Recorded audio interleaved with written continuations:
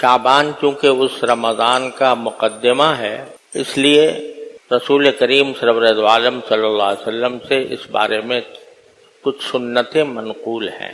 ایک سنت تو یہ بیان کی جاتی ہے، احادیث میں آئی ہے کہ رسول کریم صلی اللہ علیہ وسلم شعبان کے مہینے میں بکثرت روزے رکھا کرتے تھے۔ یعنی بعض روایتوں میں آتا ہے کہ اور کسی مہینے میں اتنے روزے نہیں رکھتے تھے جتنے شعبان میں رکھتے تھے۔ ویسے تو رسول کریم صلی اللہ علیہ وسلم کا معمول ہر تھوڑے دنوں کے بعد روزہ رکھنے کا تھا۔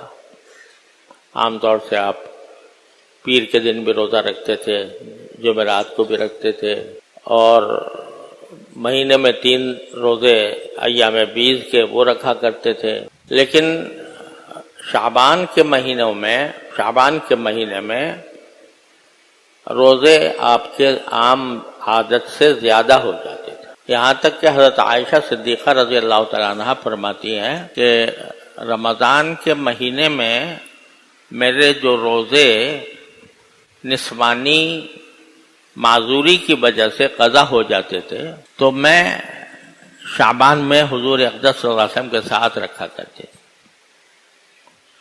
اس لیے کہ اور دنوں میں میں رسول کریم صلی اللہ علیہ وسلم کی خدمت میں مشغول ہوتی تھی۔